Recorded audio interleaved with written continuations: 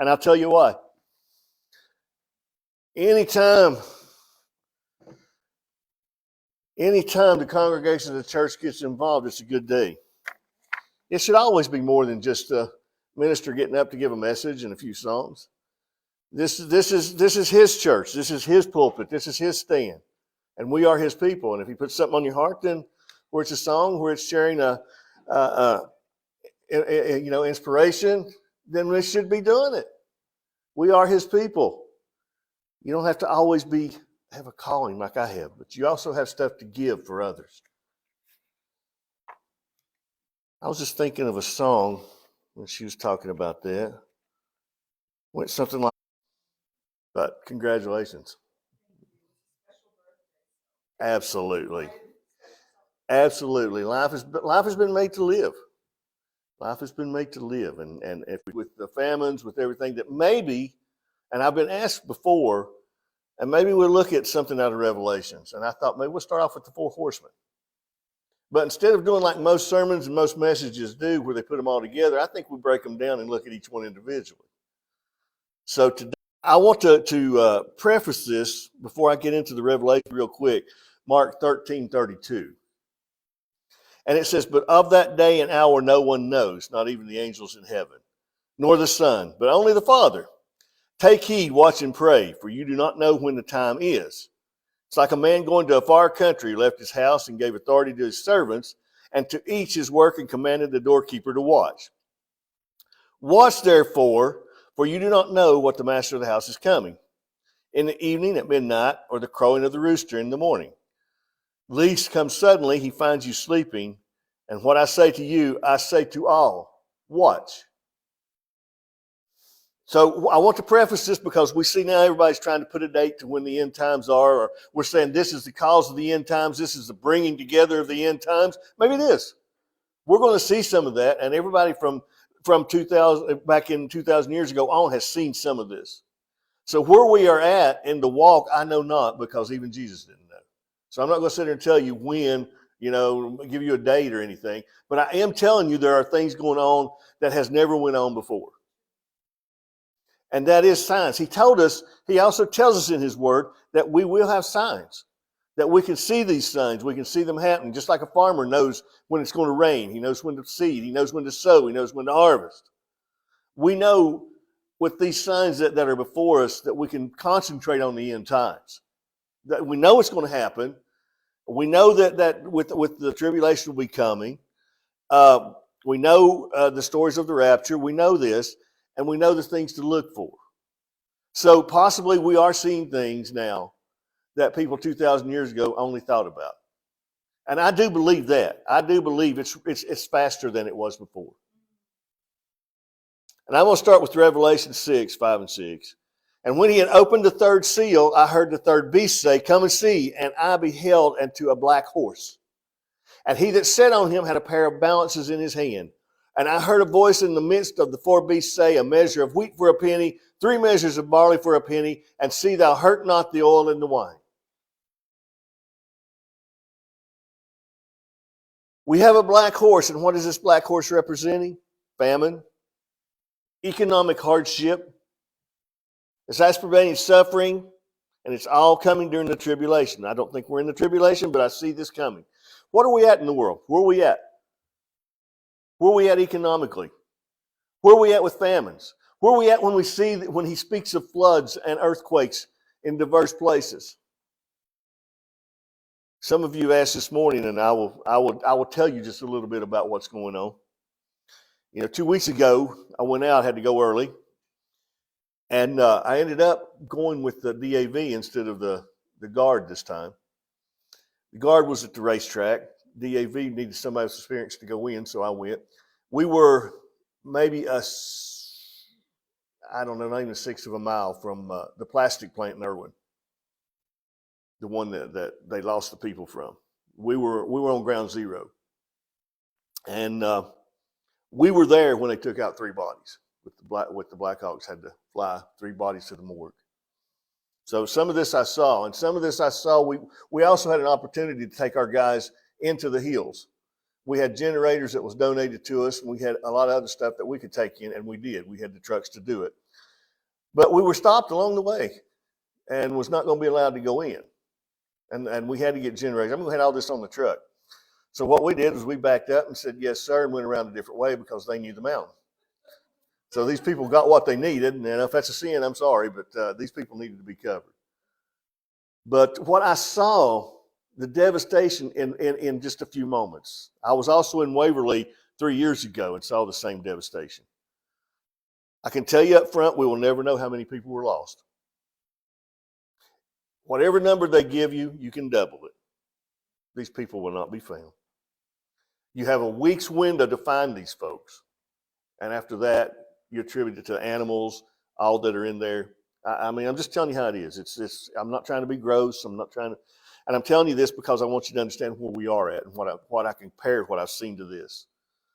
And we're not talking about the great tribulation, but the tribulation these people are into brought about something that I would not have believed to see.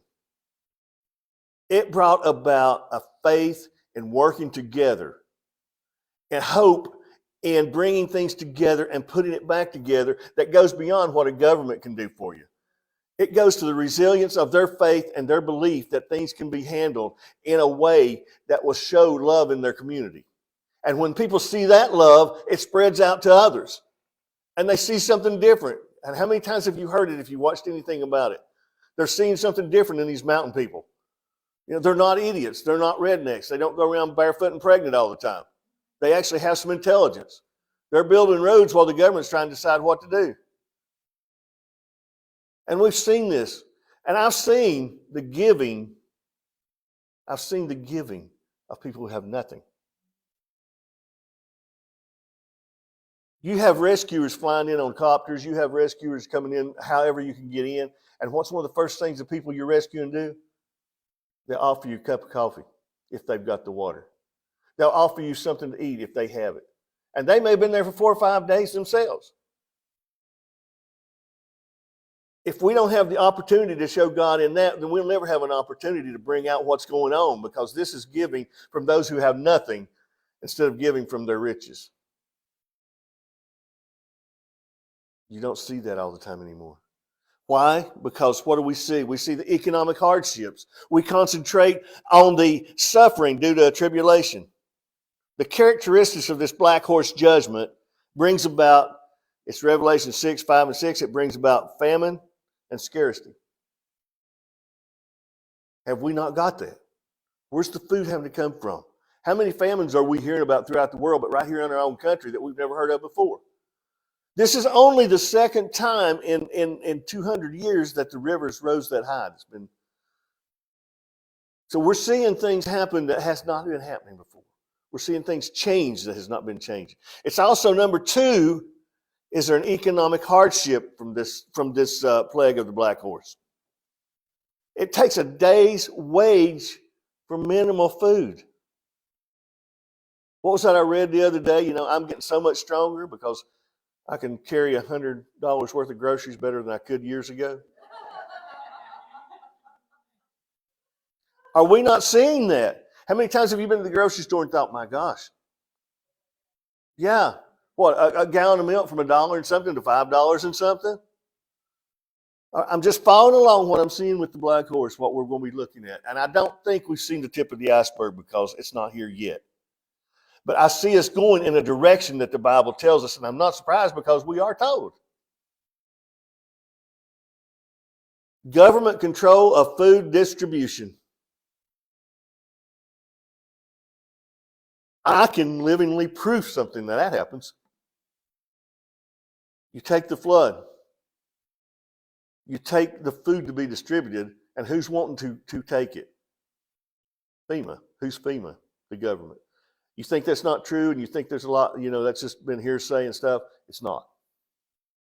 There has been a few over there that have tried to take stuff that's brought in under the guise of, we don't want it looted. We'll keep up with it and do an inventory on it. And who really cares? Let's get it out to the people. One lady told them, said, I'm going to take my chainsaw, this load of chainsaws on through, because I want to give it to somebody from the mountains and know how to use it, and not the government.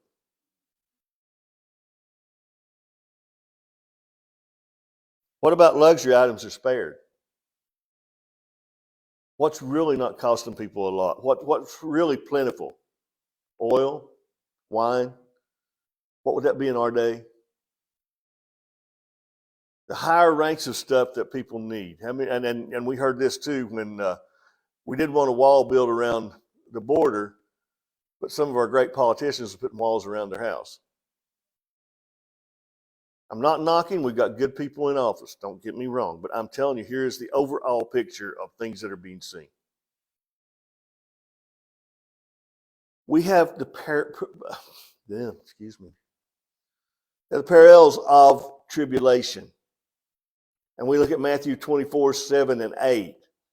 And it tells us, and I'll let you look these up because it'll take a while. Famine, earthquakes, and troubles can be found in Matthew 24, 7 and 8. Mark 13, 8, famine, wars, and earthquakes. How many of you have heard about the earthquakes in Tennessee? Unheard of years ago. And to find out we have a main fault. And we are preparing now for a main earthquake in our own state. And it can happen. We've seen the small ones. And you see small ones, it's going to eventually lead up. We're seeing this in diverse places that we never thought of having an earthquake. We never thought of having tornadoes here 20 years ago. And now they're coming in solid, one right after the other.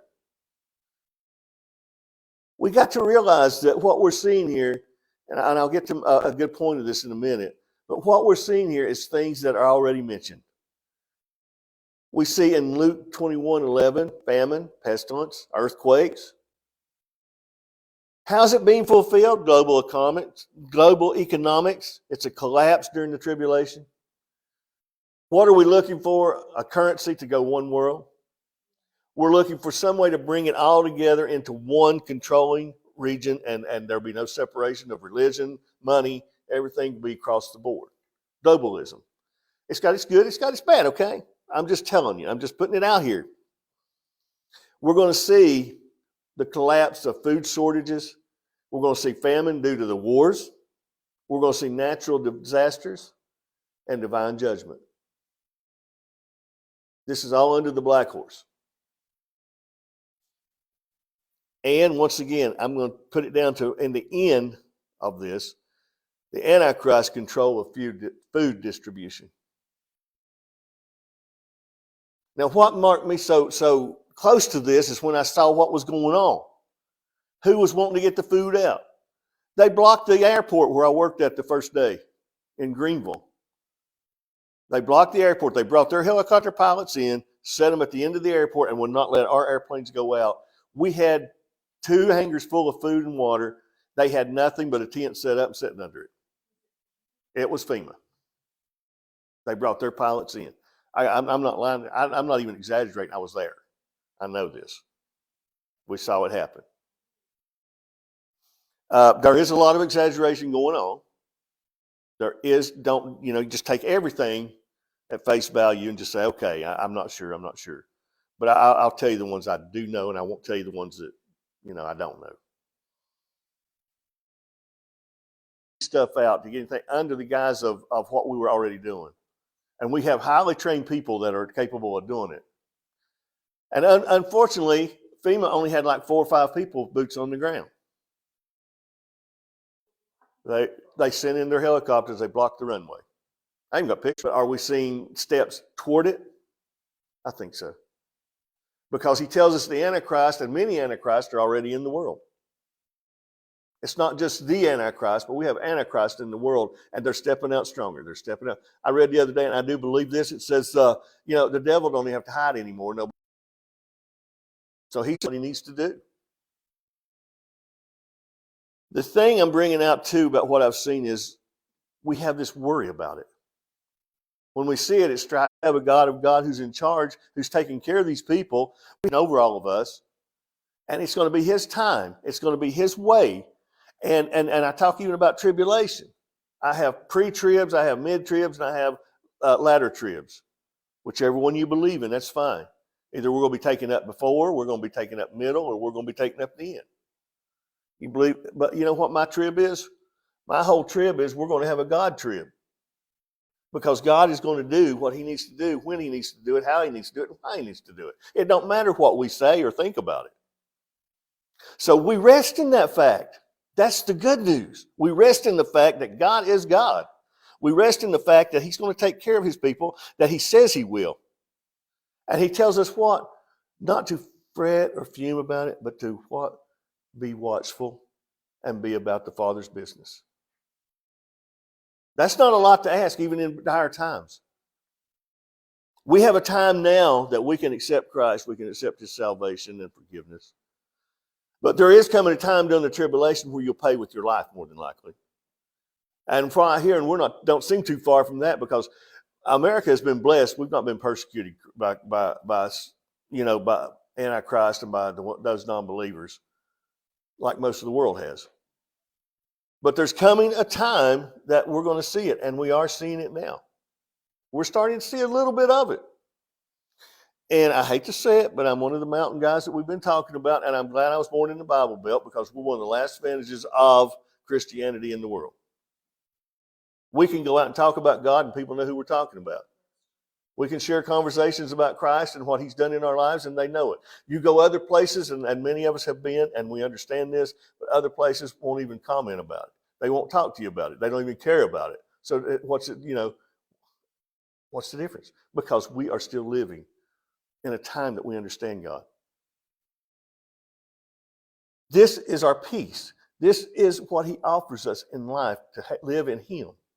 We have that peace in him. We have that work in him. And he's going to do it. He's going to watch over us.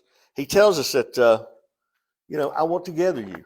I want to gather you under my wings, like chicks. And if you've ever seen a chicken or a duck gather their little ones, there's no way hardly anything can get to them when they put them under those wings. For nation will rise against nation, kingdom against kingdom, and there will be famines, pestilence, and earthquakes in various places. All these are the beginning of sorrows. Well, we're kind of feeling that. And he causes the great free slaves to all. It rains on the good, it rains on the bad. Sometimes we question why, and we shouldn't, because he tells us.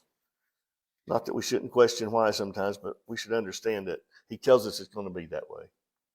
And the reference to the shadow of wings refers to a mother bird protecting her young, which would be especially appropriate during a storm, where the wings would provide shelter against wind, against rain.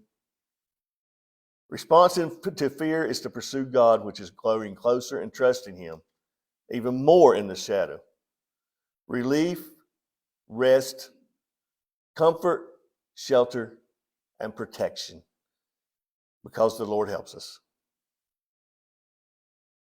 God is our refuge and strength, a very presence in the help of trouble. Therefore we will not fear. Even though the earth be removed and the mountains be carried into the sea, though its waters roar and be troubled, and the mountains shake with its swelling, we shall not be moved.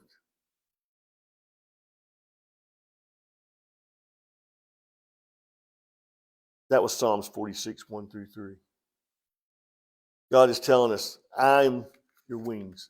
I want to comfort you, to bring you into those wings. I want you not to worry, because you have me. Cast your cares on me. Why? We heard it a minute ago. Put your yoke upon me. My burdens are easy. And he's going to walk with us through all of that.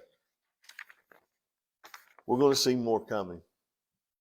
We're going to see, I don't know in our lifetime or how long it'll be. But this is what opened my eyes this past week, was being over there and seeing what I saw. Seeing the devastation. Seeing loved ones, worrying about loved ones who they'll probably never meet again. And luckily enough, if they find their bodies. These people need your prayers and compassion. But also understand one thing they don't want you to feel sorry for them. They just want you to pray and stand with them. So what I'm seeing is, with the black horse, And I cut it just a little short because I was so impressed with today that I was excited to see what was going on here. I'd like to see more of it. I'll gladly yield my time when God's people have something to say. Walk with God. Trust Him to rest under His wings. Trust to rest in His grace, His care, His comfort, and protection. Because that's a promise He gives us. And be alert, watch, be that keeper on the tower. And when He comes, it'll be over. We'll have that peace that we always want. I'm going to close mine out with this today. And this is what I wish for all of us. May the road rise to meet you. May the wind be at your back. May the warm rays of sun fall upon your home. May the hand of a friend always be near. May green be the grass you walk on. May blue be the skies above you. May pure be the joys that surround you. May true be the hearts that love you. May true be the hearts that love you. May the road rise up to meet you. May the wind be at your back. May the sun shine warm upon your face, the rains fall upon your fields.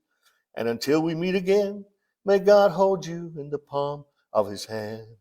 May God be with you and bless you, and may you see your children's children. May you pour in misfortune, rich in blessings. May you know nothing but happiness to stay forward. May the road rise up to meet you. May the wind be at your back, and the warm rays of sun fall upon your home. God bless you.